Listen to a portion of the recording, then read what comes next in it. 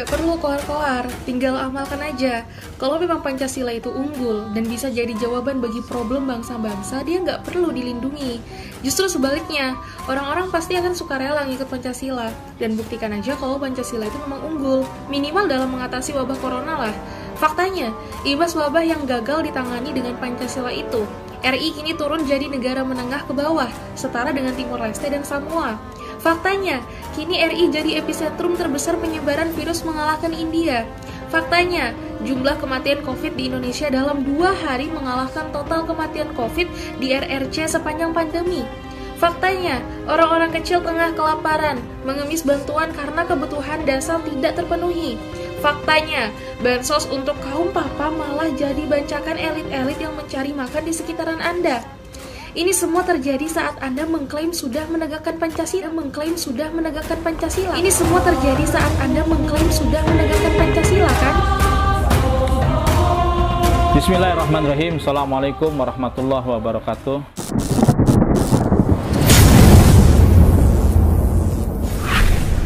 Alhamdulillah, saya akan menanggapi beberapa video yang viral oleh anak muda ini. Akan Pancasila itu adalah biang kerok daripada tragedi permasalahan ya, masalah pandemi ya yang melanda seluruh dunia, bukan hanya cuma Indonesia.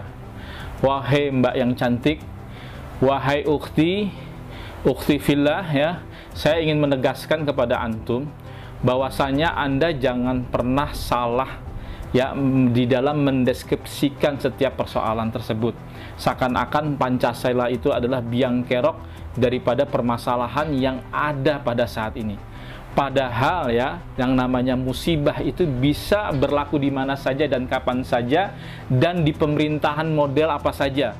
Apakah itu negara Islam, apakah itu negara khilafah, apakah itu negara model sekuler seperti di luar negeri, yang negara-negara maju seperti Eropa, dan bahkan negara Pancasila seperti di Indonesia.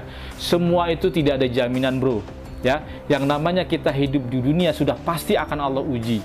Ya, Anda harus bedakan mana musibah yang melanda kaum muslimin sejak zaman dahulu hingga sekarang dengan bagaimana sistem yang baik di dalam mengelola sebuah negara.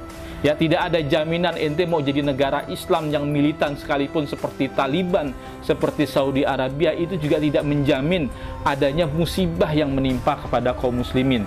Anda jangan melantas menyalahkan bahwa itu semua itu adalah gara-gara Pancasila yang diterapkan. Bahwa musibah ini bukan hanya Indonesia saja, bro, tapi semua melanda negara maju sekalipun yang mempunyai instalasi kesehatan yang paling lengkap sekalipun.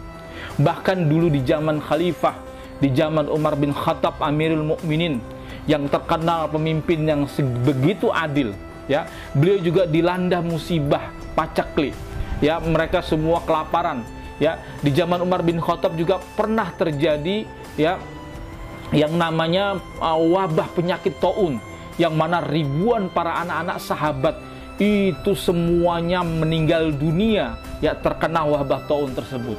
Dan itu tidak menjadi sebuah jaminan ya tegaknya syarat Islam ya, pemimpin yang begitu adil ya kemudian menjamin bahwa itu semua kita akan clear daripada musibah wabah yang melanda kaum muslimin. Tidak, bro. Ya, bahkan sampai Amr bin As, seorang sahabat Nabi juga, itu memberikan sebuah tausiah, memberikan sebuah masukan kepada Umar bin Khattab agar menerapkan social distancing. Bahkan kata Abdurrahman ibnu Auf, beliau mengatakan sesungguhnya setelah mendengar kalau seandainya ada terjadi wabah, maka yang berada di dalam kota jangan keluar daripadanya, dan orang yang di luar jangan masuk ke dalam kota tersebut. Ini karena apa, bro? Karena memang wabah ini harus social distancing gitu. Nggak ada kesalahan dalam memimpin syariat Islam tegak dan sebagainya, itu nggak ada jaminan. Yang namanya kita hidup di dunia pasti akan diuji oleh Allah. Wala beluanakum bisyai'in minal khauf wal ju' wa naqsi minal amwali wal anfusi wa thamarat wa basyirus sabirin. Ya, pasti kamu akan diuji wa naqsi minal amwat wal anfusi wa samarat, ya, dari kekurangan harta, ya, kematian, kekurangan jiwa, wasamarat, dan juga buah-buahan, wabasyiris sabirin, dan berikan kabar gembira kepada orang-orang yang sabar, bro. Ya, kita hidup dunia pasti akan mengalami ujian. sampai kemudian kita akan diuji ya. Semua ini kita lagi diuji oleh Allah.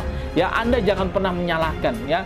Anda lama-lama berpikir seperti kaum Khawarij yang mengatakan bi annahum yukafiruna bidzanbin wa yataqidu dzanban ma laysa bidzanbin.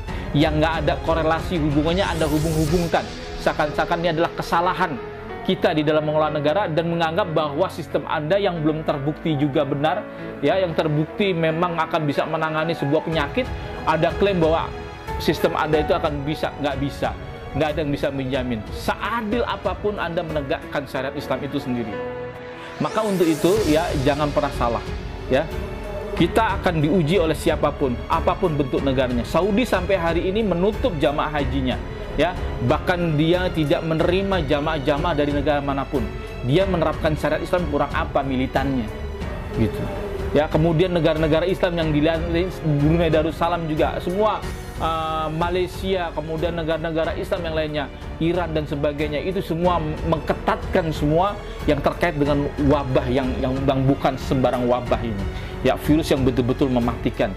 Anda tidak melakukan empati, kasihan kepada para korban, bro. Apakah ini Anda akan menyalahkan?